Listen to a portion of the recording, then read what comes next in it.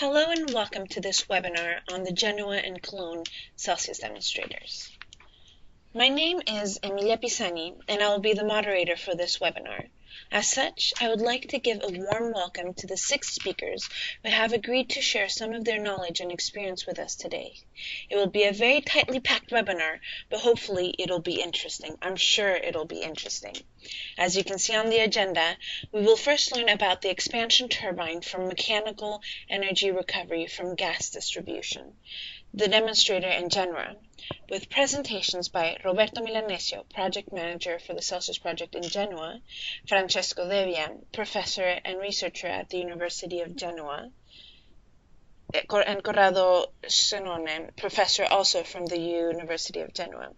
We will then learn about the waste heat recovery from sewage water demonstrator in Cologne, with presentation by Aldo Perez, from CELSIUS Project Officer from the City of Cologne, Dr. Patrick Kreisel, Product Manager of Large Heat Pumps at Biesman, and Dr. Martin Hirschnitz-Garbers, Coordinator Resource Efficiency and Circular Economy at the Ecologic Institutes. Dear experts, we are very honored to have you here and looking forward to listening to your insights and recommendations.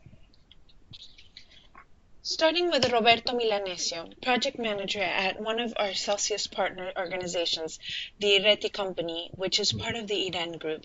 He has over 20 years of work experience in operations and projects management, and is now involved in engineering projects and innovative activities around energy efficiency and gas and water distribution sectors. He holds a degree in mechanical engineering, automation, and robotics from the University of Genoa. Roberto, what is this turbo expander for mechanical energy recovery from gas distribution that you've installed in Genoa? Okay. Hello, everybody. Can you hear me? Sounds is good? Great, loud and clear. Thank you. Okay. Okay. Thank you for this opportunity to Göteborg Energy and all the PM team. Okay, Emilia, thank you for introducing myself. And just let's start quickly through the presentation, because I have about 10 slides, so I have to stay in 10 minutes, but I didn't want to cut some slides because it's better explained in all the project. So let's start with the Genoa city characteristic, just to give you an overview of the city and the motivation of the city to enter the project. Genoa has a complex territory, so has a typical configuration, geographical configuration, and has been developed through the years along three axes. You can see in the first picture on the left. So this doesn't allow for large-scale district heating, but for several smaller network. So the so-called micro-district heating network. So we take the opportunity of this project to develop a micro-district heating network. Just let's see the composition of the project team. The project team has four entities. The first one was the Reti group, that is the project technical partner, the company I belong. Then, of course, the local authority, the Genoa municipality, the University of Genoa, and the consultancy company that is Da Polonia, that as the local coordinator and to evaluate all the projects. Just to have a look, next slide, to have a look on the site, our company IREN, Reti Industrial Site. The demo area has been developed in where the circle, the red circle, is this site is called Gavete site and is our operating site. In the next slide, we see better the area, and I describe the district characteristics. The Gavete area industrial site is managed by Ireti, and also the other companies of the group. The Ireti company is the gas distributor of the Genoa city. The area, of course, is one of the gate station of the natural gas distribution network of the city, where the gas pressure is reduced from the national transmission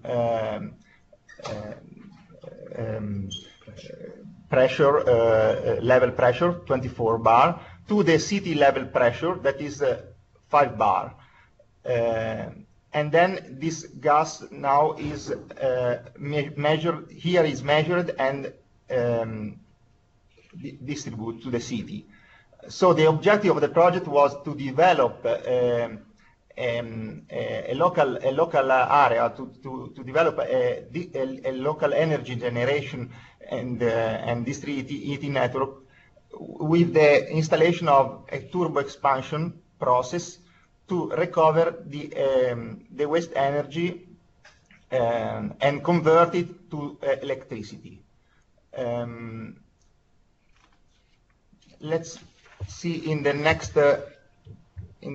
slide a block diagram of the project. You can see in the blue blocks the existing situation. We have now a gas from the national transmission line at 24 bar and a gas preheating, an existing gas preheating, and then actually the pressure is reduced and the energy is wasted because we use the throttling valves. The idea was to insert a new line and insert it a turbo expander with a power of 550 watt and to produce electricity. Of course, we insert also a combined heat and power device to give the necessary heat to the turbo expansion.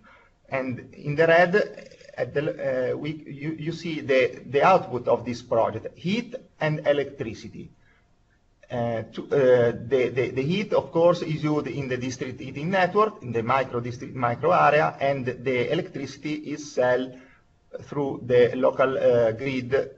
Is used, in the local grid, and then the sell to the external grid, to the national grid. So the turbo expansion is a good idea because it is an ecological and cheap energy source, because through the turbo expander you can perform the expansion of the gas and produce, of course, electricity. And so we use this device, this machine, that is a typical construction and machine to recover the waste energy. The manufacturer is actually in Germany, and the manufacturer of the machine is an Honeywell company, and so it's well known and renowned. The operating principle of course, this process. Of course, the natural gas has to be distributed to a low pressure in the city. So we have to reduce and with the use of an expansion turbine, we transform the kinetic energy into electrical energy. The main contribution of the power, of course, is the flow, but also the difference of enthalpy is important. The components do not admit an outlet temperature too low, so the best outlet temperature of the machine is between 5 and 15, so the gas must be preheated. And so it's possible to use a cogeneration for the preheating of the gas. Of course, if you have a free or a recovery thermal source, it's impossible to increase the total efficiency of the plant. Thank you. Just a kind reminder that you do have 2 minutes left. Pardon? Just a kind reminder that you have 2 minutes left. Okay, 2 minutes. Thank you, Emilia. I can show you in 2 minutes. Yes, the mandatory characteristic and the favorable characteristic. Of course, the mandatory characteristic, you have to be inside a gas distribution network, and so an availability of minimal gas flow during all the year. Of course, the favorable characteristic, we have already said, a possibility of using a free thermal source. Just a quick overview on the project schedule. 2 years, 3 years from April 2013 to now, up to now, because we are just ready to start the operation and the monitoring phase. That is will be important to verify and to monitor the KPI, because we have a list of KPI to measure the process, technical, environmental, economic, and social KPI, key performance indicator. One of the main benefits is environmental, of course, and we can save up to 1,200 tons of CO2 per year. The results and the outlook of the project. Technical data we have already said. Electrical power 520 kilowatt, and production estimated, environmental same, economics of the project. Just the last slide, I can give you an overview of the benefits for the partner, of course.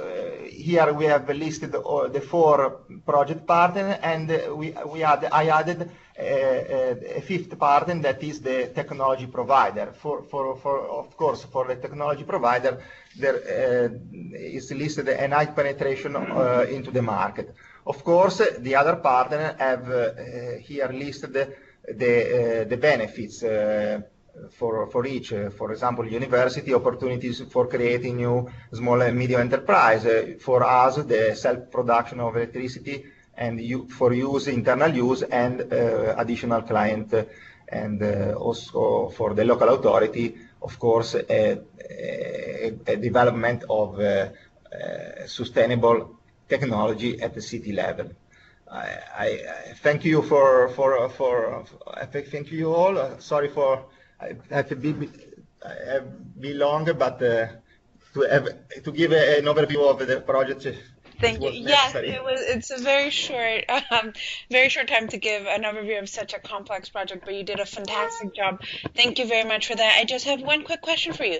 Are there expansion plans, either to, once you see that this is working, whether to expand the micro district heating network, or to, say, install an absorption cooling machine to start a district cooling network in the foreseeable future? Sorry, I didn't understand. Could you repeat? Because I'm Francesco. I was distracting Roberto. Okay. This question was for Roberto. If there are, on behalf of the IRETI company, are there any as you see that the demonstrator is working well, would you consider expansion projects or expansion plans, either to extend the micro district heating network or to install, say, absorption cooling to create a micro district cooling network?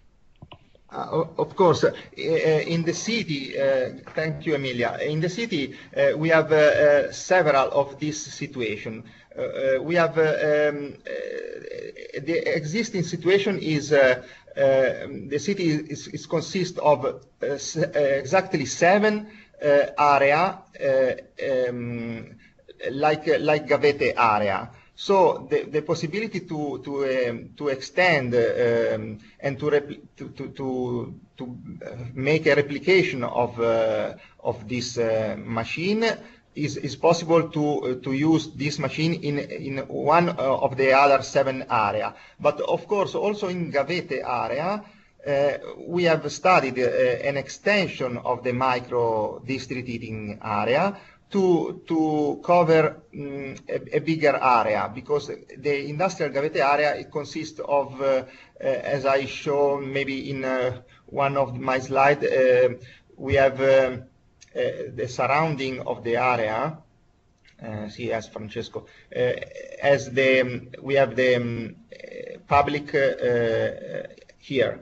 We have a bus depot and a public school on the right, and the natural gas fueling station. So also in Gavete, in our this first application, we can study the extension of the grid, especially for electrical grid, to keep and to cover a bigger area.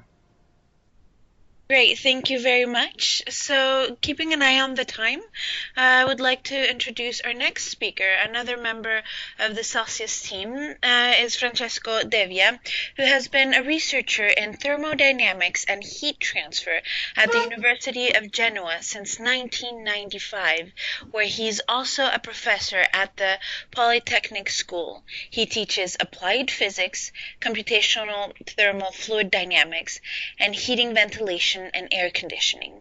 His main subject of interest have been heat transfer, thermodynamic optimization, and numerical simulation of thermal systems and fire dynamic. His research activity has resulted in the publication of 59 scientific papers, which have been presented in international meetings, books, and journals. In 1989, he got his master's in science in mechanical engineering, and in 1993, his PhD in thermodynamics and heat transfer. Very impressive. Francesco, you may want to take over as a presenter and make sure that you are on the right slide. But can you, as you do that, after you do that, could you please tell us about the modeling that has been done around the Genoa's turbo expander? Yes, I hope that you hear me clearly, because I'm seated near the computer. And Yes, right. I'm Francesco Devia, but nobody is able to say my name, pronounce my name also in Italian. So I joined the CELSIUS team since the beginning, and I was involved in the modeling of the Genoa demonstrator. I want to describe to you the reason why it is useful modeling a part of an industrial plant in general, and in particular, why it has been important modeling the Genoa demonstrator. The first reason... Please don't forget to take over as a presenter. Pardon? Could you please take over as a presenter so we can see your slides? I'm sorry. Thank you. So I start again. No need. You can take off where you left off. Perfect. Thank you. The reason why I insist on modeling of the Genoa demonstrators is that the Genoa demonstrator is a node of a natural gas network and of a small district heating network, and it feeds the electric grid too. So it's a node point of 3 networks. The second reason is linked to safety of operation of the MG plant, and the fact that a gas distributor must guarantee the security of supply to its big and small customers. Besides, the results of modeling are useful to tune up the regulation and control strategies for the management of this active component. And last but not least, modeling allows to evaluate alternative scenarios, and this can be useful to optimization. Now I will show you 3 slides to represent what I imagine when I'm speaking about layout complexity, and what I mean when I insist on the importance of modeling to deal with the layout complexity even of a small network. In this picture, you can see on the right the sketch of the G1 demonstrator, and on the bottom left, the representation as a flow chart. The lines which connect components are not only logical connection, but they are actually big pipes or cable.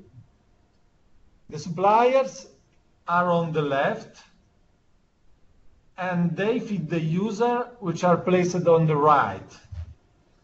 Some components, such as the turbo expanders, act both as user of heat and as supplier of electricity.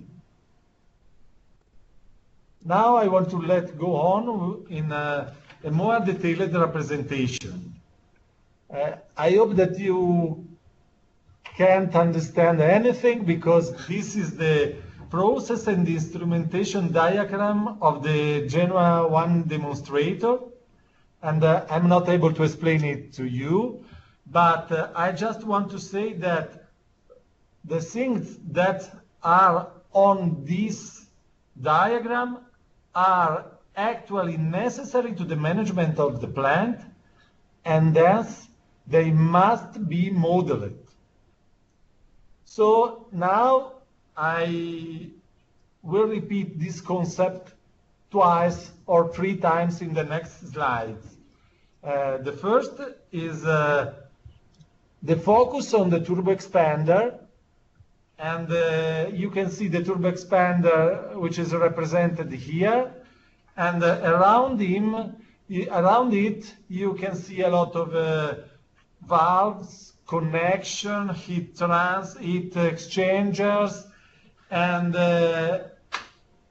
every part must be correctly modeled to define the behavior of the whole plant and to define the interaction between the parts, the interaction among the parts. So this was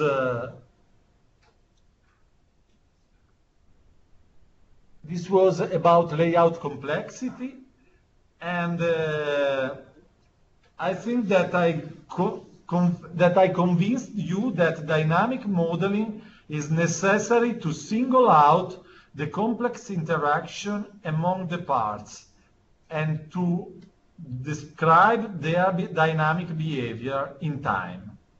It's important to forecast supplies and consumption and to predict annual cost and revenue.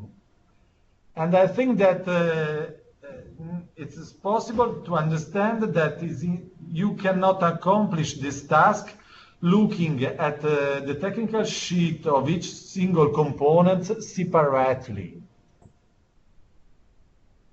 Now, if you look at safety and security of supply, you can remember that the energy network is designed using a criteria of redundancy.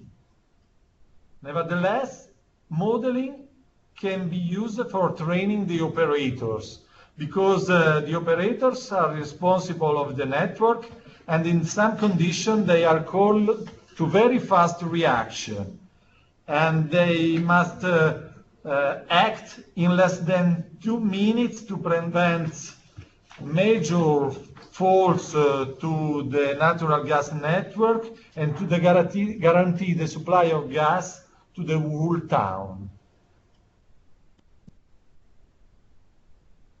Now, in the slides, I want to represent the need for regulation and control. These red and blue curves are the daily profile of gas flow rate on a day in autumn in many different years in autumn. The arrows on the right show the range in which the turbo expander can work. And you can see that when the mass flow rate exceeds the turbo expander capability, the conventional throttling valves open and help heat. I go on because in the next 4 slides, I'll try to describe the modeling process. Like any other human process, good results come from an iterative process in which the analysis of the results is used at first to validate the process, and finally to design components, systems, and control. First of all, we must describe the components with a mathematical function. The second step is making simulation. After that, there is the crucial step of checking result and improving the models before going to the final phase. In practice, we used 2 different approaches. We use a commercial code, which is Unisim of Honeywell, and we made our homemade model. For instance, this is the homemade model of an heat exchanger. You can see a very small heat exchanger on the right, the black box which represents it, and the mathematical function on the bottom, the mathematical function which are beneath the black box. As a professor of heat transfer, I need to show an heat exchanger. Then, for instance, again, there is the turbo expander. You can see it is another green box. You can see the complex mathematical function which are beneath the green box, and we built the model with many components, and we put them together, and finally it gave us a lot of results. Maybe too much. So to show some results, I've choose three graphs. The first 2 are this one. For instance, you can see on the left the turbo expander. This is the share of electricity and heat production among the components during 1 year. On the left, the turbo expander is green because it's one of the cleanest way of using gas. And it is also much greener than CHP, which in turn is currently one of the best way of using gas to produce contemporary heat and power. On the right, you can see now the CHP is blue, and you can see that now green, but not green, are the boiler. And you can see that in this plant, you can switch off the boiler in more than 5 months, in 12. Thank you. We're just running out of time. If you could please start wrapping up your presentation. Yeah, this is the last slide, there is another mountain of results. What I want to show in this last slide is that the turbo expander, which is the orange bar, is always on along the whole years. Thank you for your attention. Thank you very much for that very quick wrap-up. It was very efficient. We just have one question from the audience. What program is used for the modeling of the gas and district heating network? Well, we did the model in two different ways. The first one is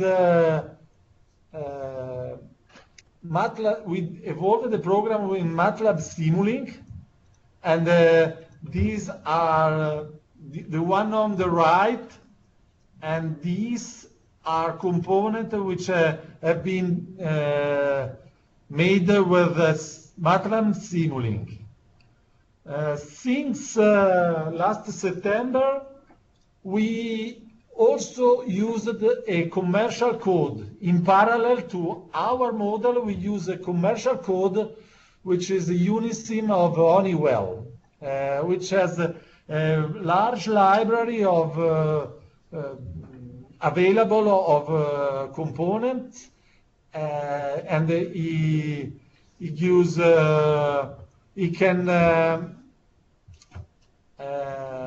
it allows you to make to customize components too. So Great, thank you. If you'd mind forwarding the slide, perfect. So looking forward to this last presentation on the Genoa demonstrator is our CELSIUS teammate Corrado, who is a researcher and an associate professor at the University of Genoa, where he teaches technical physics and applied acoustics at the Faculty of Engineering. He's also a member of the board of the PhD course in mechanical engineering and has been a visiting professor at the Istanbul Technical University in Turkey and at the Al-Manar University of Tripoli in Lebanon. He's currently working on energy sustainability and noise control in urban areas. His research activity on heat transfer, environmental energy, and noise pollution has resulted in the publication of 111 scientific papers, part of which have been presented in international meetings, books, and journals. He has a degree in mechanical engineering from the University of Genoa and a PhD in technical physics. Corrado, the floor is yours. Thanks, Emilia. And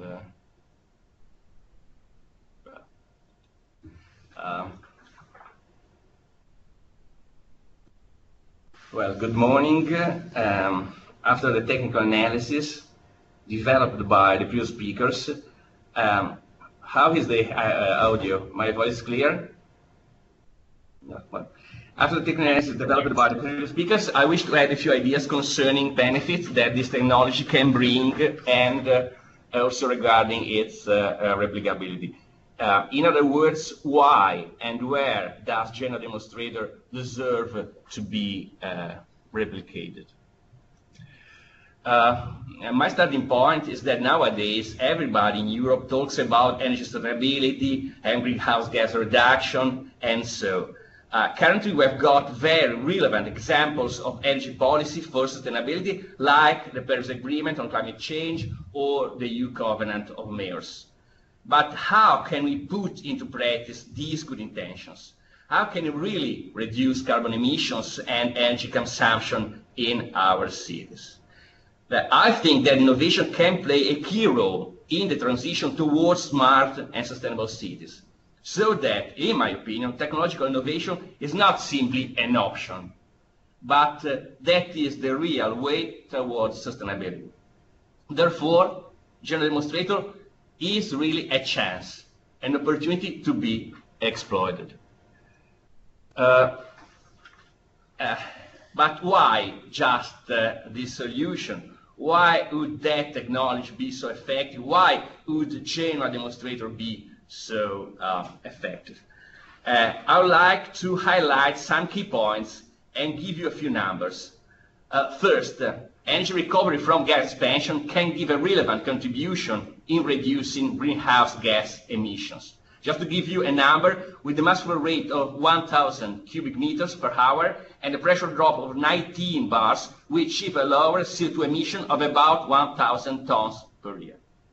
Second point, this technology facilitates integration between different energy grids, with an overall energy efficiency ratio close to 80% when considering integrated CHP and TE systems.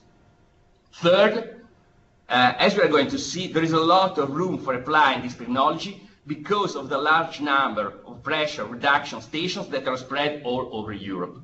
Several under PRSs, pressure reduction stations, that can adopt this technology.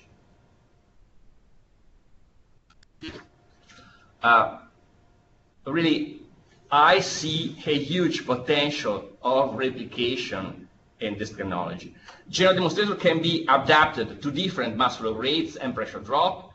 Genoa demonstrator can be adapted to be integrated with waste heat from industrial and commercial processes or from distant heating networks. Besides, we are analyzing the possibility to integrate energy storage and renewable energy sources in our system, starting from solar panels, in order to improve the system flexibility and efficiency. Moreover, both existing pressure reduction stations can be upgraded, like for the Genoa demonstrator, for instance, and new PRSs can be built so as to generate energy from gas expansion. An integrated approach. In a smart city, the different energy grids are integrated in order to increase their reliability and affordability. Integration between gas, electrical, and heating networks allows to optimize their operation. Energy recovery from pressure drop in gas grid is an effective way to capitalize and develop this integration. Different forms of energy are converted and managed in an integrated way for smart and sustainable use of energy. I have to say that when working on CELSIUS Demonstrator, we were surprised by the system flexibility and by its large potential of integration at district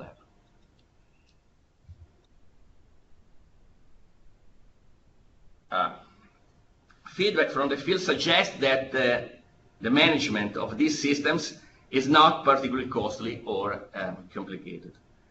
We are now at the beginning of the plant operation, but first feedback about maintenance, it is definitely positive. They need to operate with a flammable fluid, like the natural gas, increases the cost of components and technology, but there is no dramatic impact on maintenance and management of the plant.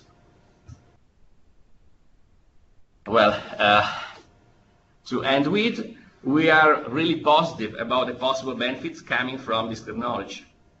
I already mentioned the energy and money saving and carbon emission reduction. I would like to add the possibility to create new jobs, mainly in plant design and plant construction, and also want to recall the positive impact on network affordability and reliability.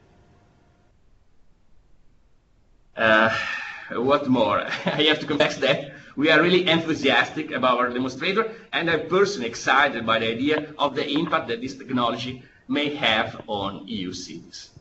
Thanks for your attention. Thank you very much for that concise and thrown to the point presentation. Fantastic. Could you, since we have a couple of minutes, could you better precise the investment cost and expanded payback time that you expect from this demonstrator?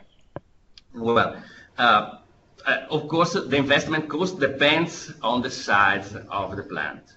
That is on the natural gas mass flow rate passing through the turbo expander. Roughly, we can say that the investment cost for the turbo expander range from 1,200 300 euros per kilowatts to 1,500 euros per kilowatt. So between 1,300 and 1,500 euro per kilowatts. This depending on the machine size. For the cogeneration unit, that in Genoa's case is an internal combustion engine fueled with natural gas, the specific investment costs range from 500 euros a kilowatt to 800, from 5 to 800 euros per kilowatt.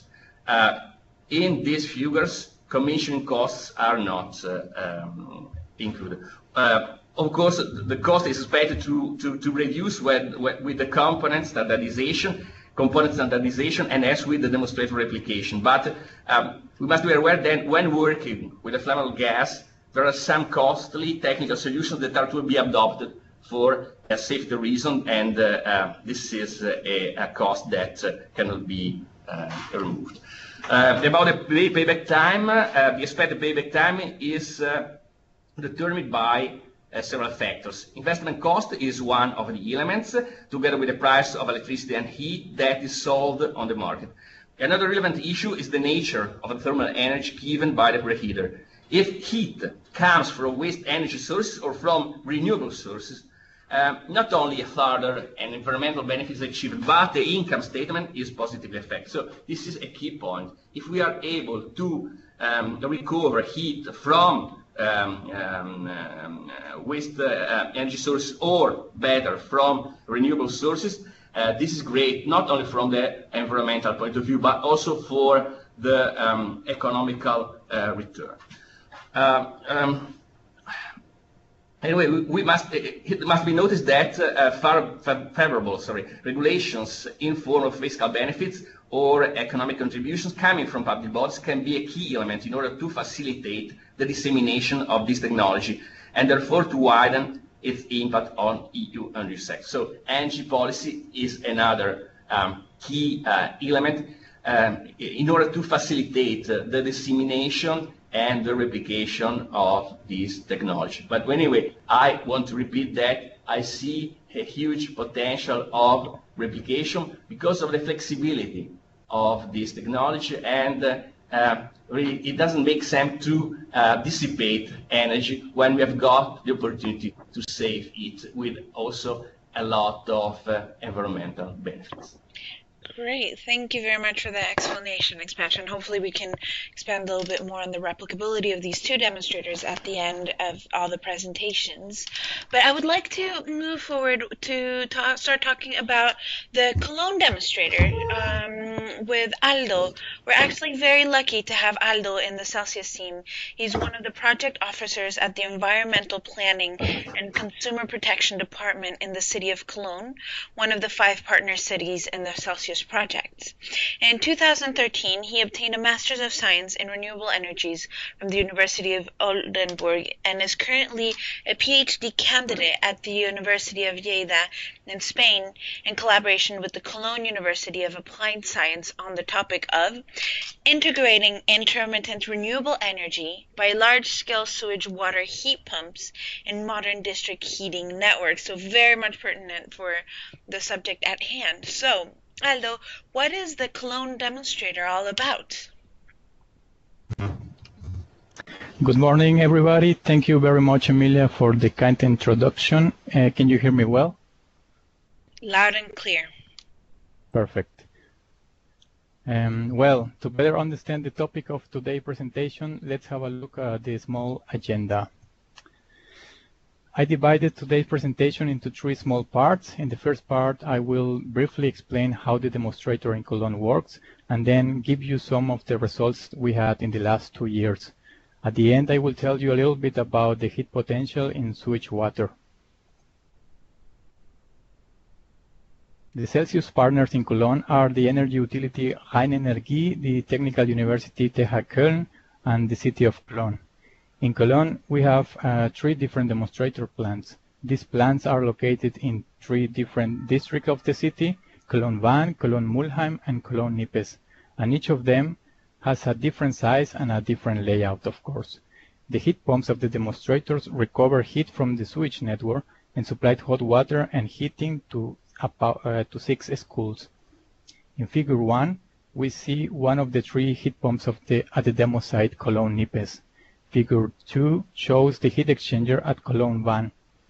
The heat exchanger is a key part of the demonstrators as it extracts the heat from the running water inside the sewage and then sends the recovered heat to the heat pumps inside the heating rooms. I won't go into more detail because our next presenters, they will tell us a little bit more about these technologies. Moreover, you can find more technical data about this and other demonstrators in our wiki toolbox.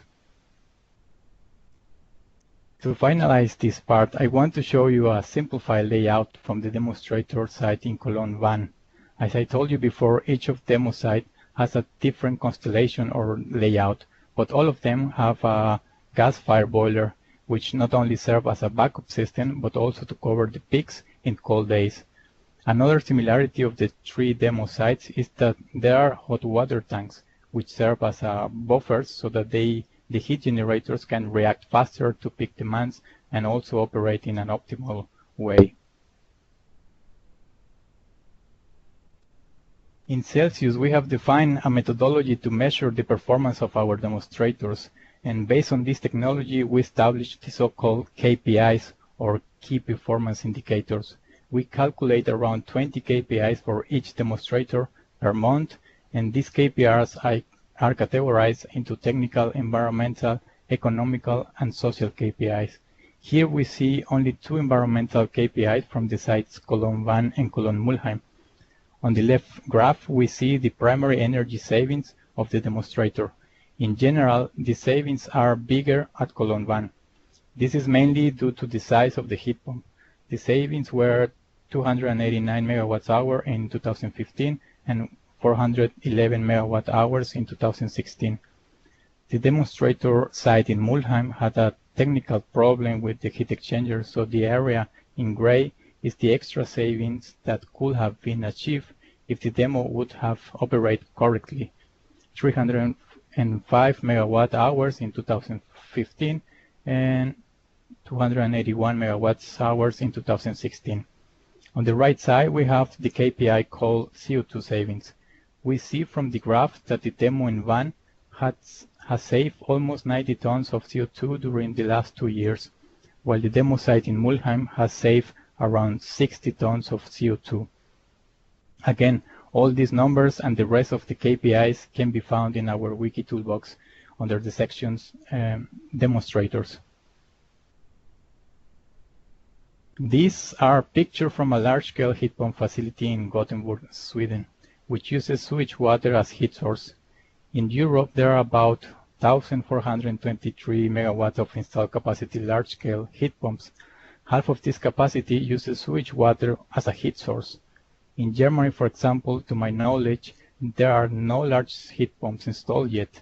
However, what we have seen in the last 4 to 5 years is an increase in the installation of electric boilers for district heating systems. These electric boilers also consume electricity to produce heat, but in a more inefficient way, as they cannot integrate heat from sources such as sewage. Considering the total flow rate from all 5 water treatment plants in Cologne, we can calculate the heat potential that would be possible to recover with large-scale heat pumps. Approximately 133 megawatts of thermal capacity can be used in large-scale heat pumps, and depending on the operation hours and the efficiency of these plants, it could be possible to cover, for example, 44% of the heat demand of the district heating system of the city. As we have seen on this slide before, German cities have started to build electric boilers to integrate surpluses of renewable energy into the heating sector.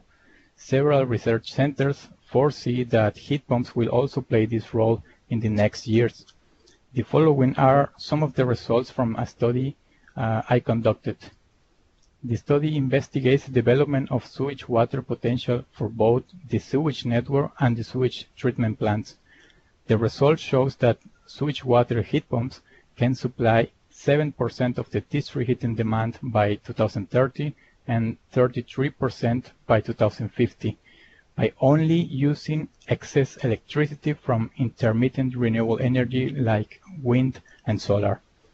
The use of sewage water heat pumps can reduce the CO2 emissions of the Cologne district heating system by 25% in 2030 and by 62% in 2050. These numbers corresponds to the sewage treatment plant's potential. The benefits of using these technologies are, for example, the integration of excess electricity from intermittent renewable energy, the increase in energy efficiency at the supply side, and of course the decarbonization of the district heating sector. In a new study I'm currently working on, I'm developing a web tool that will allow European cities to calculate the sewage water heat potential for large-scale heat pumps. In this map, you see the first stage of the tool. I'm calculating the potential for 83 cities first, based on previous studies from the Heat Roadmap Europe. The tool only calculates the heat potential in sewage treatment plants for district heating systems. Cities will only need to know some input parameters and introduce them into the internet-based tool, and the tool then will provide output data such as heat potential, district heating demand, heat supply by using heat pumps, and the share of this supply represents. The idea is that this tool will raise awareness in cities about sewage water heat potential so that they can apply easily for financial support for the development of these technologies in their district heating networks. If you have further questions, please feel free to contact me via CELSIUS webpage or Twitter. Thank you. Thank you, Aldo, for that very concise and great presentation. There are actually a bunch of questions coming up. I would like to ask the question from Sanna from Copenhagen. What refrigerants are you using for the heat pumps? Or are you looking into using for the heat pumps since the EU is outphasing synthetic refrigerants? At the moment for my study, I'm not looking into the refrigerants. About the refrigerants using in the heat pump in Cologne demonstrators, I think Dr. Kreis will tell you in the next presentation. Yes, I can support there. Great. So maybe we can expand a little bit about this during the discussion at the end of all the presentations. And are you, Aldo, are you looking mainly at cleansed sewage water when you talk about the sewage water? Can you repeat the question? Sorry, are you mainly looking at cleansed sewage water? So my study was for both, for the heat potential within the network and also for the potential within the water treatment plants. So we have like two kinds of sewage water heat potential, and the one that we are using in the demonstrators in Cologne are the one in the network. And the one I projected both into my model for my study, and I also calculate the one for the district heating networks, the one in the treatment plants. Great, thank you very, very much. So to expand a little bit more in detail about these questions about the heat pumps being used, I'd like to introduce Dr. Patrick Kreisel. Since 2016, Patrick has been Senior Product Manager in the Viessmann company for large heat pumps. As such, he is in contact with all of the European Viessmann engineers and sales representatives to analyze the market and to support their business activities. This input is also used to create new products and solutions, as I believe he will expand upon during his presentation. His vision is that renewable energy will replace all oil and gas firing in the next decades. Dr. Patrick Kreisel has a solid background in project management. He studied physics in Munich and completed his studies with a PhD in gas sensing. So, Patrick, what are the particularities of the heat pumps used in Cologne for the recuperation of heat from sewage water? Yeah, thank you, Emilia and Helena, for the organization of this presentation here. I want to introduce, first of all, the projects we were running in Rhine Energy Cologne, where we have successfully installed the sewage water. Could you please The usage of sewage water. Sorry? Sorry, so before you continue, I'm sorry to interrupt you. Could you please take over as a presenter? Sorry. Haha. Wait. Jetzt präsentieren. Okay. Great, thank you. Okay, sorry. Okay, now I'm presenter. Yes, fantastic. Good, and you can hear me loud and clearly. That's Exactly. Good. So we installed and brought our heat pumps to work in this network of Cologne and somewhere else. This is exactly what we want to do as a Fissmann company. Maybe I have to say two words to Fissmann. Is a German company, 10,000 people, 2 billion revenue. Main market is Germany, but we have half of the business from Sweden to Italy, from Spain to Russia, so we support all over Europe. That's an important message, because we have now the opportunity here to have a CELSIUS solution in Cologne to spread all over Europe. That's a great opportunity here. Thank you for that. So what I want to introduce here is with Rhine Energy in Cologne, we have a heat pump and we have a heat exchanger.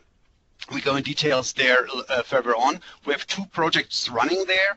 So Alto Perez said there's no megawatt installed in Germany. That's not right. We installed it already. But he's right. We should do more, and everybody should do more there.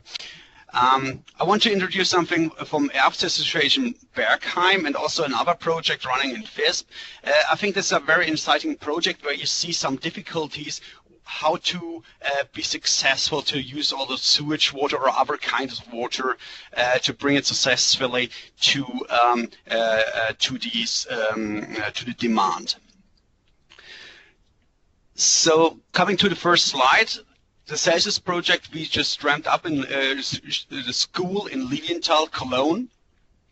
You can see it here. This is a picture from New York, but it's just the best I get. You see a lot of heat in the sewage system. It's something from 10 to 22 degrees. And here you see exactly the key thing that is working there are the heat exchanger. This heat exchanger comes from Ulrich. I painted here my personally Vitocal Pro line. This special heat pump is working with this special heat exchanger. So you can see it here in the sewage system already installed, something like 100 meter. And what you need there is something, a flow of approximately 150 meter cubic per hour. Summer, winter we talked about, and the Ulrich thermalimer will extract the heat of something like 160 kilowatts. So the object that has a certain demand with gyms and school is the school of Lilienthal. Here's a small photo of it. And we have a base load there. That's what we cover a base load. It's a very important message that we've seen it in the presentation before, that of course you want to have this base load as high as possible, but we see also that you need a peak load adder in a lot of applications or a lot of objects that we are supplying the heat to. This base load has something like 200 kilowatt at 55 degrees. It's a brain water heat pump, what we installed there. Here's the type name that you really make it more have it more precise, and a peak load adder, because all this peak load can be done more flexible in January, where it's very cold in Cologne as well, and there we put another product in, like a Vita Crosal. So what is very important here is that we have a base load with the heat pump and a peak load adder with something firing. That's not a perfect solution, but it brings all the energy you waste there stable to a school and supply the heat there.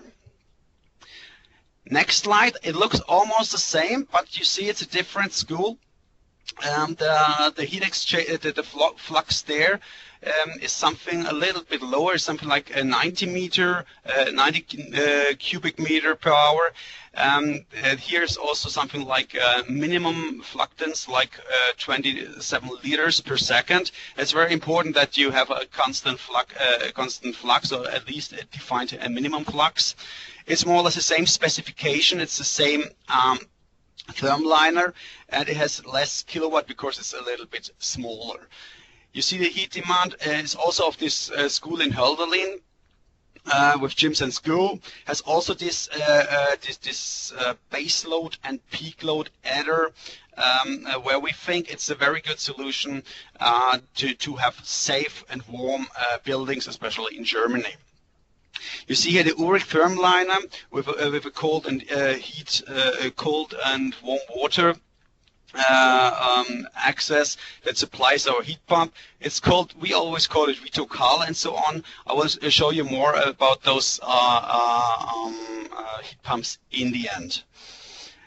So what is very interesting about all those CELSIUS, and also more how to get more energy out of this wasted heat, is I think a key factor are there the heat exchangers. And here we have a very interesting project where they have something like, okay, it was also warm water from brown coal somehow with a certain flow, and we see it's coming summer with 27 degree, in the winter with 14 degree, somehow the same. And they have a very interesting thing. They have a challenge like chloride and sulfide in their system, and they have a self-cleaning heat exchanger from Jaska and Wolf, this duopore thing. And this is a very interesting technology, because the major problem I see in a lot of projects are the heat exchanger, and here with a self-cleaning heat exchanger and with the peaks that are running through this self-cleaning heat exchanger every second week or something like that, you can really extract constantly a heat of 800 kilowatts. And with these kilowatts, we installed 2 of our Vitokals there of the 350G Pro line. So next step gonna be there a screw thing, but this is already the next step, and the object is the building of the earth association itself, because for them it was a test run, everything's running perfectly, and it's running since 4 years, and that is a great success for self-cleaning heat exchanger. So next thing is something like a cold local network in Visp, Switzerland. I would just want to introduce, there's the Rhone River, there's the industry, and they have some cooling water, and then you have something like a cold local heating network. And on this cold local network, I see more and more people that building up those networks where we can quite easily on a cold water network, we can quite easily install heat exchanger and make a system with some units beside. Here we're talking about 20 units. Well, you can just read here the basic things, like overall it's a very big network with a large flow. But what you see as well is that with this specification, they can run a whole network and be very flexible to have even industrial solutions. So what's important for us is give you a message. We at Viessmann, we come from the oil and gas, but we want to be a sustainable company with sustainable solutions, and we have large heat pumps. That means here's our product line, and the second one is used with a high flow of 72 degree. And also the source is very important, of 25 degrees source temperature that can be used. And you see the technical features from 30 to 200 kilowatt. Even higher, we have a screw that brings up almost a megawatt or more. And a very interesting thing is the 4th line, where it's HT Pro, where we bring a flow temperature up to 90 degree and can use with a heat pump 50 degree source. And I think that will be one of the future products, because we can recover heat with heat pumps directly and bring it other applications like local and district heating networks. And as you see, customized heat pumps, you can everything do on our for the people when they need specialized solution. What I think is we can support with a wide range of projects. We started here with CELSIUS. I think that's a great opportunity to be here as a supporter. And we implement a proven solution all over Europe. I think that's a key message here, because we have our the basic experts are working in Germany, but we have now a network, a sales network all over, an expert network all over Europe. And you see that there are 3 standard lines with temperature up to, and I'd say this brain water from a source of 50 and the water of 90. I think that that these are new applications coming there from heat recovery now, and also a customized line to fit special demands. And we are sure that our expert will find the best solution for your project. This is something what our commitment will be on the end. So, yeah, questions. Thank you very much. As wait to see if some of our participants have any questions for you. I do have one. What changes need to be made in the system for a low temperature district heating network compared to a high temperature network? In the system itself, here I pointed it out. So you see here a system heat exchanger and a heat exchanger here for all the units. On the one hand side, it makes it much easier for each unit, for all the units that come together. And here is the heat exchanger for 20 units, because then you have something like a separate station that is combined to the networks, and you do not have to care too much about the heat exchanger and the water quality. The water quality is a part of the system exchanger here to the cooling water. Well, this was not our know-how, because they have a lot of troubles with sand and so on in the cooling water. And this system here makes it quite easy to adapt one and more solutions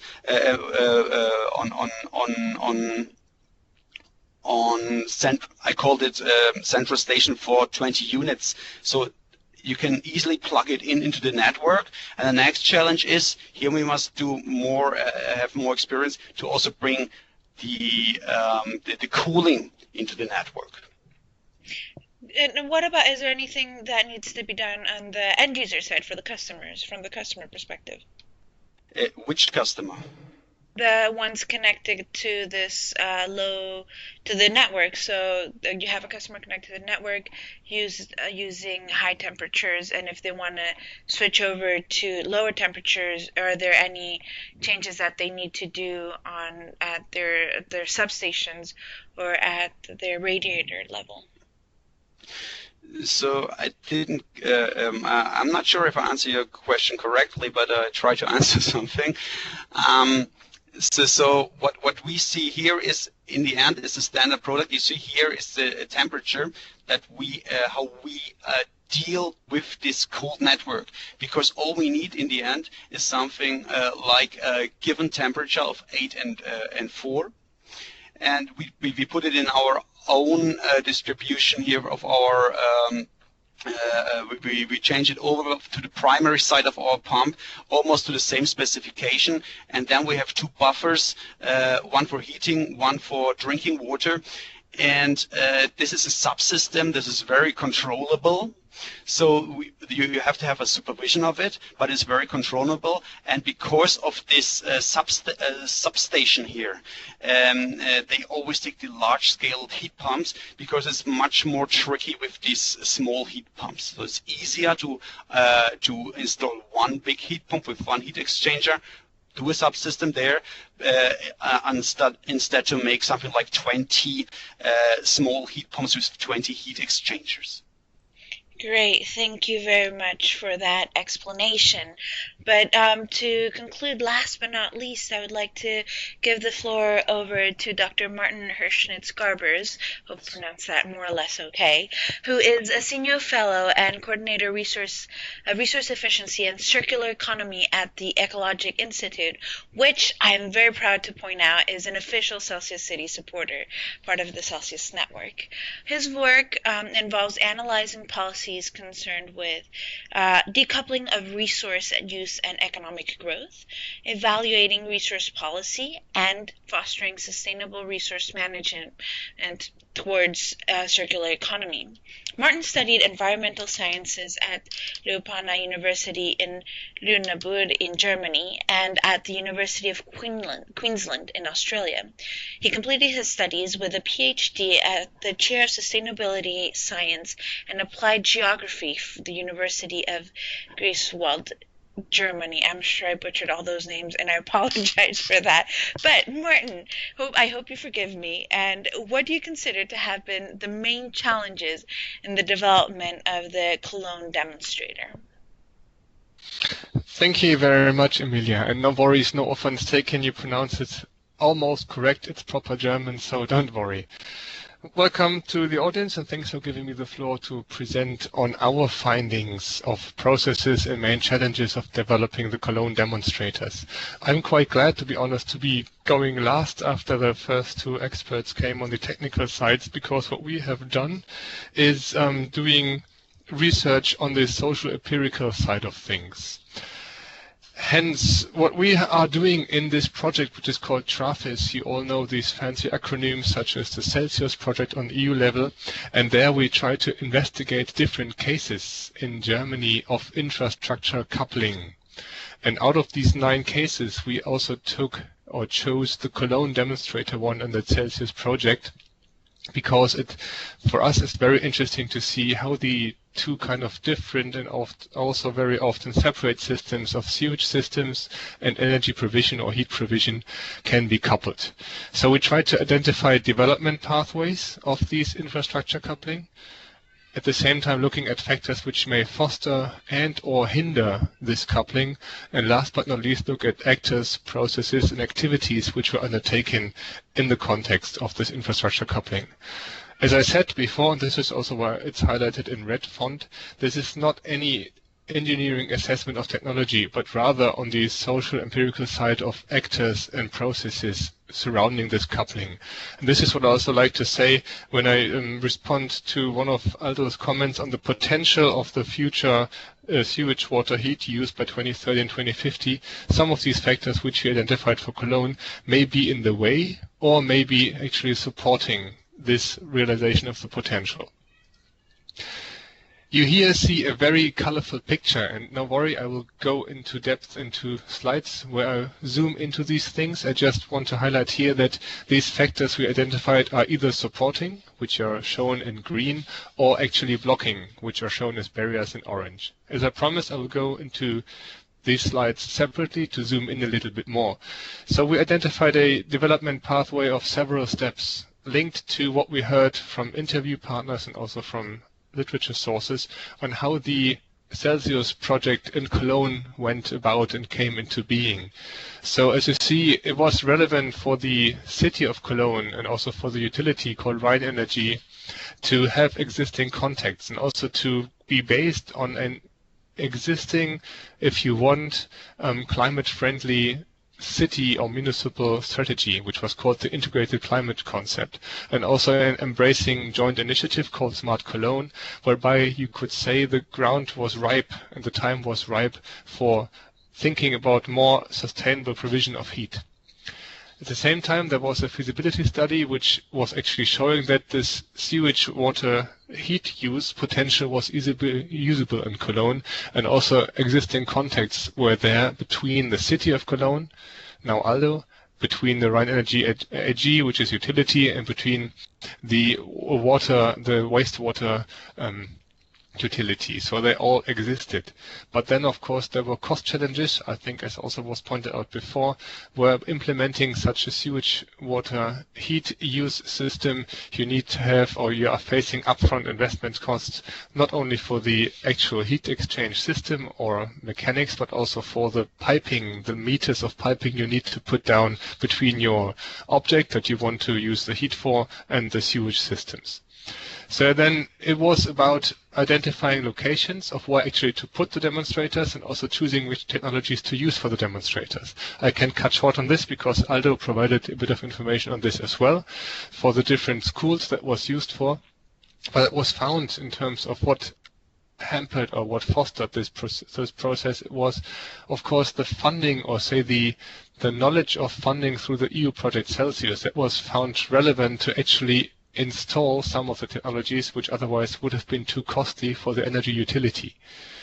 And hence also it was great that all brought into one room the different experts. They were able to identify school objects, so public buildings, which could use this heat system. At the same time, they were able to locate heating systems which were close to modernization, because no school would actually modernize its heating system only for a new technology being available, but only if it's really done because it's needed. Hence, you see in orange the need for modernization and also the investment cost and the space needed in the school's basements, usually, where you were to put the heating system up. Since 2013, the demonstrators are in operation, and of course, to do that, there are several issues had to be overcome. For instance, when talking to the directors of the schools, there were concerns of the space needs. Some basements were just too small, and also of smell. Some were actually concerned that it would actually bring the smell of the sewage water right into the basement of the school, in particular where the sewage system technology was that of a direct heat exchanger, not of this heat exchanger in the sewage system itself, but this could also be clarified by discussions. And then, if we look into this thing, that was also a relevant factor, because the sewer system utility, the Stadt- und Wässerungsbetriebe of Cologne, they actually elaborated a map of the potential, which you can see here at the highlighted parts of the sewer systems. And there are different buffers, which, if you were to zoom in, which I can't here, sorry, would delineate 50-meter buffers around the sewer systems. So you would be able to locate your building, if you zoom in into these different districts of the city of Cologne, and see how far your building would be from the sewer system, and hence how many costs you would be facing to show to see how many costs you would have for building pipes.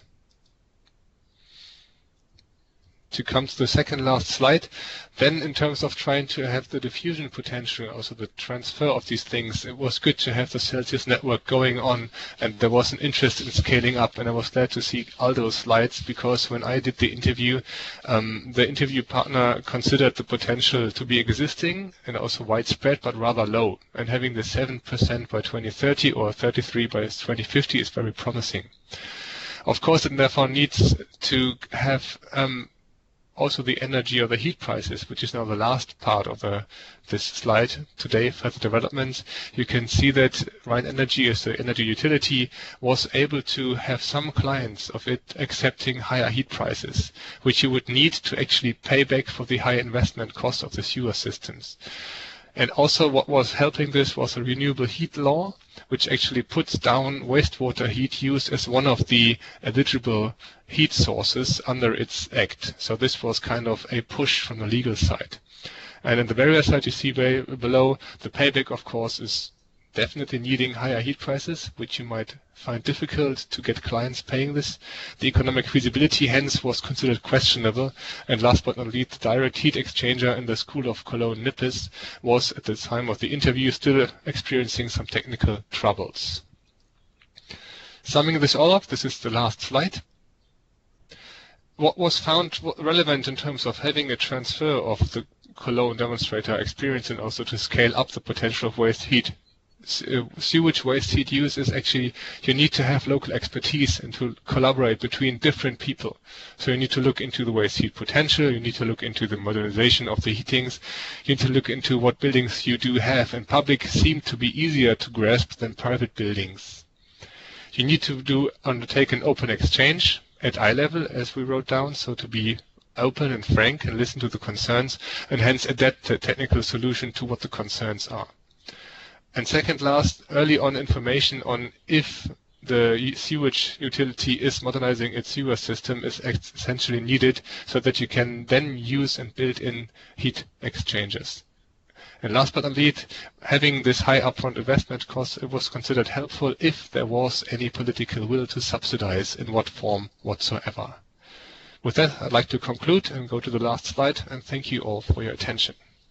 Well, thank you very much for your time and insight. As Patrick pointed out, there is a lot of potential shown with this in the map that you showed a couple slides ago. What role could public policy play to attain that maximum potential or to improve the current situation? Well, in my view, two things they could do. One of all is, on a municipal level, have a overarching strategy in place, such as Cologne has, which incentivizes or kind of pushes the use of this more sustainable heat provision system. At the same time, it could offer some ways whatsoever of subsidizing these costs that anyone interested in building such a thing, public or private, would be interested in seeing. So this could take the form of having a low-interest loan or grant, for instance. It could also be that you could get some extra funding that you would not need to take back, or of course some research funding. And last but not least, we do have several associations for these technical experts around sewer systems in Germany, and if you could get their backup and their kind of norming power to have in the training courses the knowledge prevailed of further using these systems, I guess that even more municipalities than are interested now could become interested in the future to make use of the potential that both Aldo and also Mr. Kreisel showed. Great, thank you. With that having said, I'd like to open the floor to a more general discussion about both demonstrators. So maybe we can see parallels, or this is also an opportunity for our participants to ask more detailed questions about a specific demonstrator. But to get the discussion going, I would like to ask Patrick if you could you please repeat your question about the calculation of the impurities of the heat exchanger in Genoa. What did you mean by that? Yeah, thank you. Yeah, I think Martin also pointed out on the last slide from a technical point of view. What we see is a major challenge for heat pumps is a constant source, and a constant source means a constant heat exchanger. And that's why I was introducing several heat exchangers and several systems. And what is right now they are dealing with a Fowler factor that is somehow helpful. But you get more, for example, heat and more constant heat if you clean it with, for example, the self-cleaning thing I was introducing in my presentation. I think this is the most critical part to be on the technical side ready for a smooth running heat pump. Great, and so but you were asking a question directly to Genoa, if I recall correctly. It was, what are impurities of the heat exchanger over time calculated, and how will it give a loss of efficiency, and how to deal with it? So, Roberto, Francesco, or Corrado, have you thought about this question, and how have you, if so, have you thought of addressing it? I try to answer the question. First of all, I want to say that I'm very impressed by self-cleaning heat exchanger and those small pigs that goes and clean the heat exchanger, and maybe they can do it while the heat exchanger is working. It's very, very impressive technology. Yeah, it's done in. They are running in the heat exchanger while working. Every second week they just put in and put out while working. Well, it's very impressive. And how do you control them? There is a magnetic control, or no, just pressure. It's like beer. It's from the if you go to the local pub, there will be also those pigs in the beer pipe. and it's more or less the same with water, and all the dust that is there in the beginning, it's very, very soft. You just can push it away. So if it's a routine every second week, something like that, you had to be more precise then, but then you can do not have this drop that really makes a large spread of using a heat pump or a heat exchanger. Yeah, like the old pneumatic mail. You have these cylinders which are moved by the pressure drop. Very, very, very interesting. We don't have anything of it. We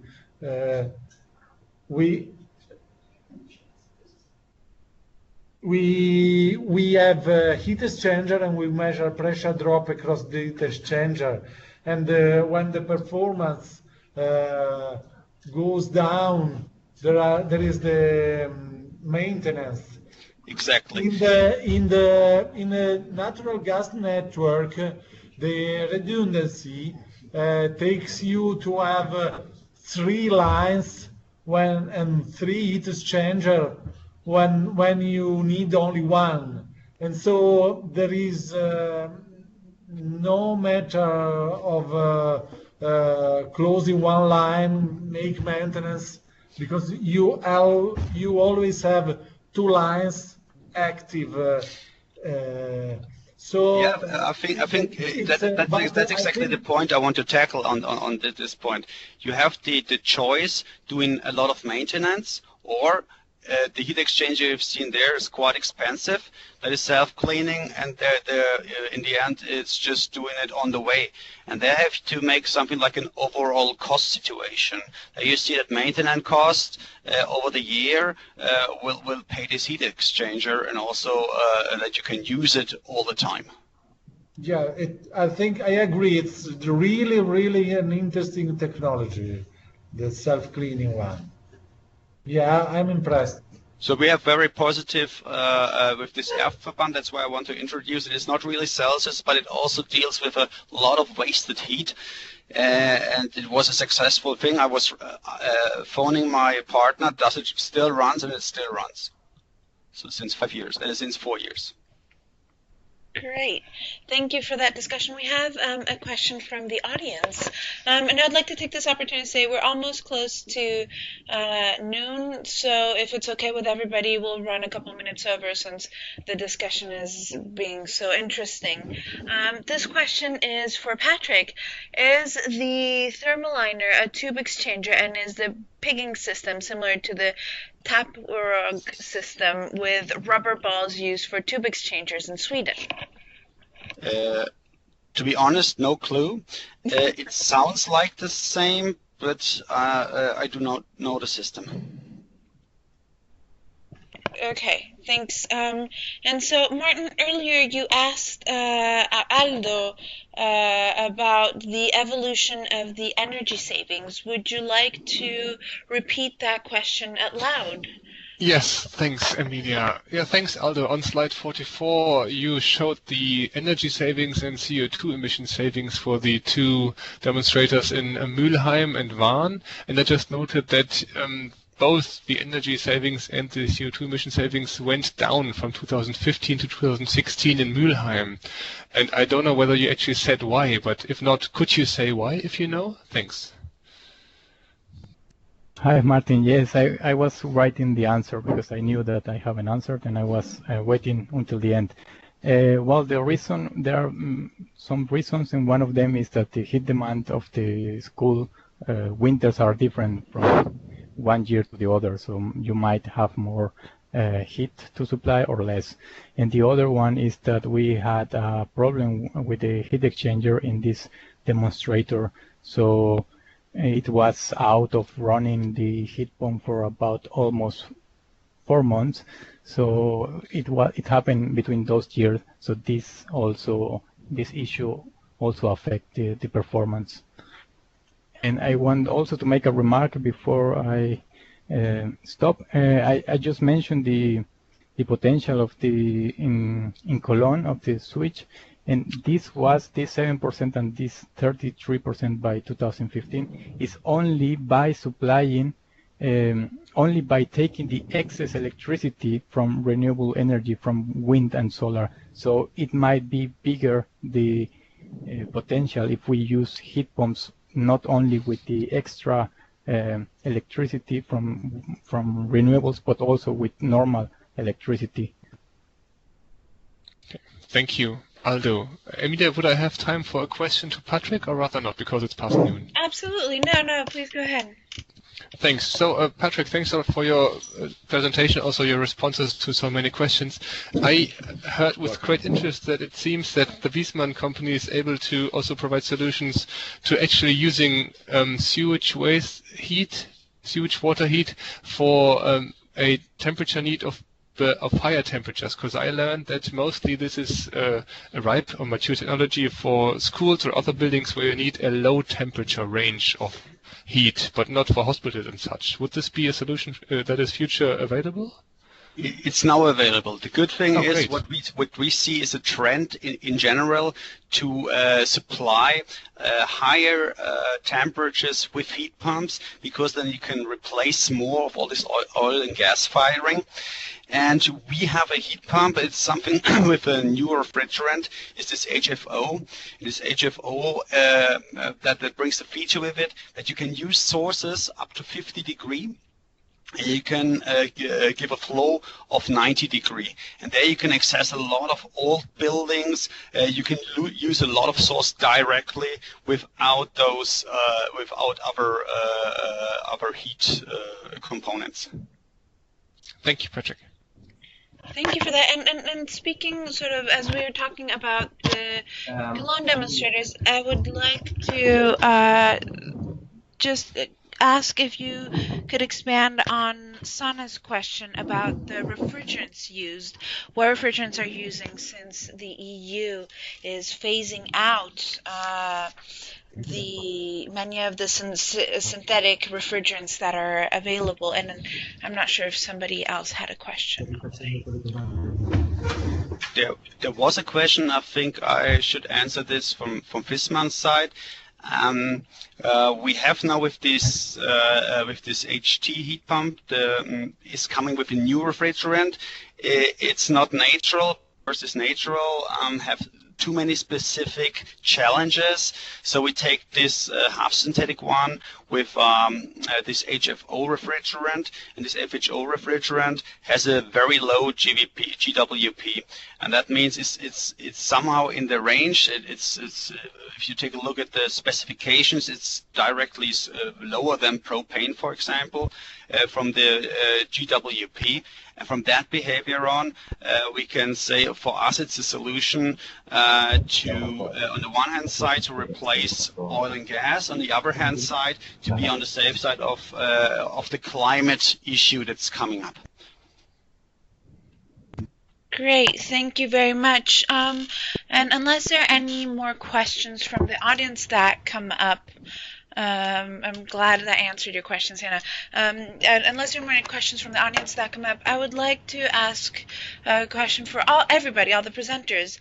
Are the technologies that you've implemented both in the Genoa, for the Genoa turbo expander and for the heat pumps used to recover heat from sewage water, are these technologies applicable to all European cities, regardless of their size, of the level of development of their district heating and cooling network, or their regulatory framework, or do you need to have specific frameworks in place for them to be applicable? And I would like to give the floor to our Italian partners. What is your take? How easy would it be to install a turbo expander in other cities in Europe? So thanks, Emilia, for giving me the floor. I wanted to better precise a number that I mentioned before.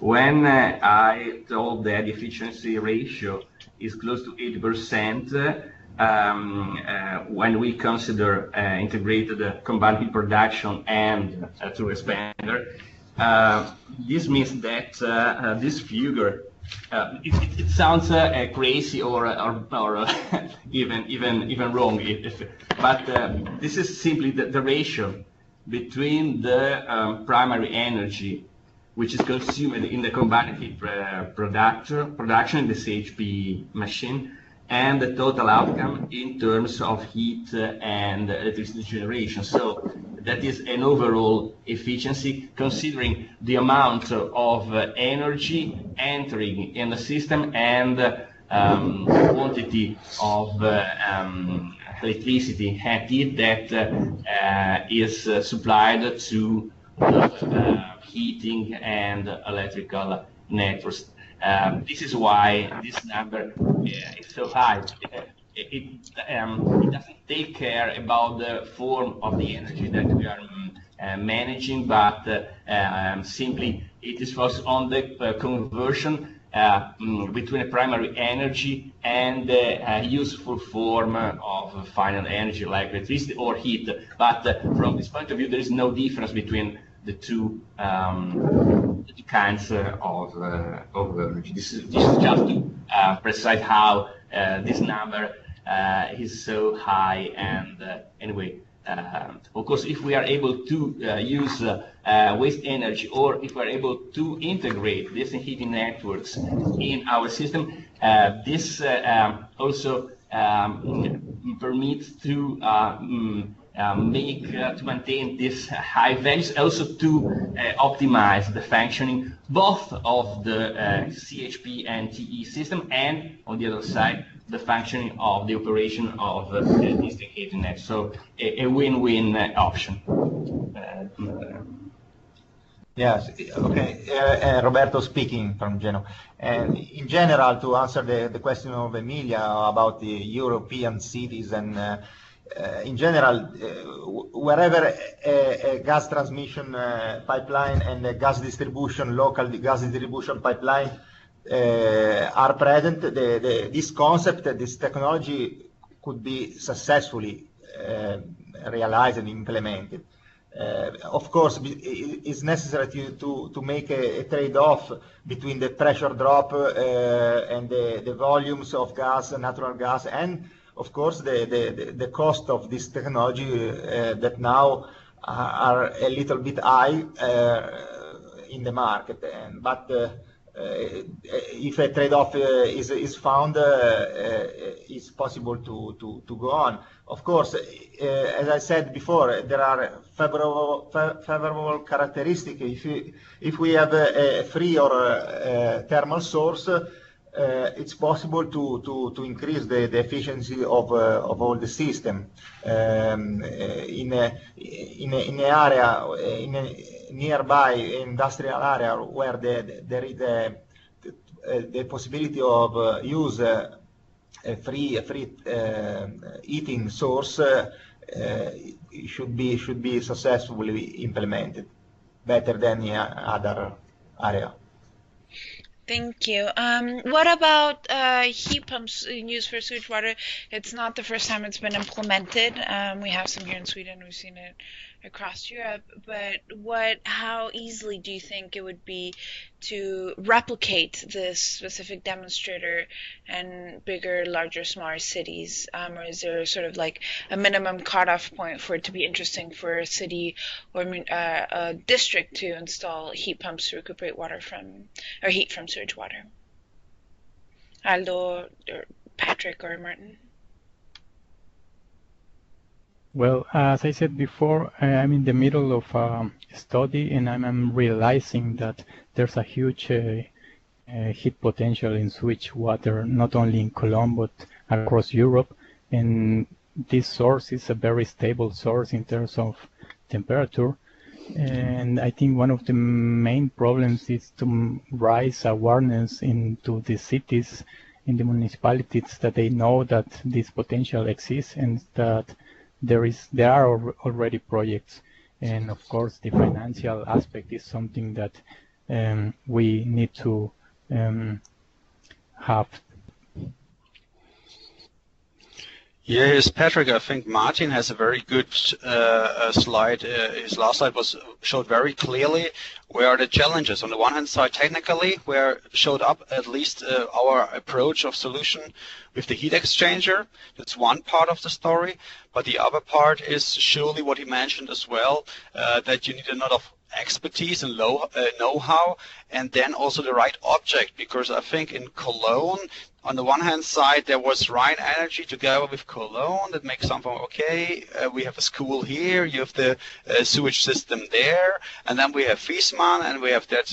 So it works together with these 4 partners. So, and I think the major challenge here is to find 4 partners that fits together to take this project. Yeah, and coming in, this is Martin here. Thanks, Patrick. I'd like to back what he set up, because in our view, what we learned is that the scaling up and transfer potential is enormous. Whether it's taken, that depends on a variety of factors, some of which we found in Cologne, and that were also highlighted by Patrick.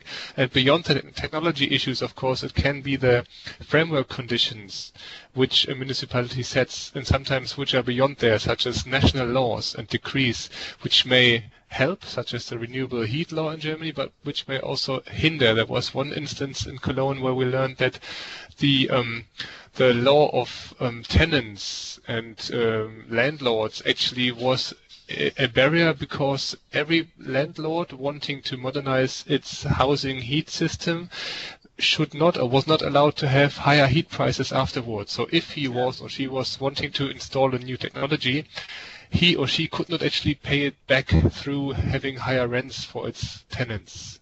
And this was kind of somewhat blocking. So you need also to look at the framework conditions to make the potential actually usable. Thank you very much, Martin, for those last words of advice.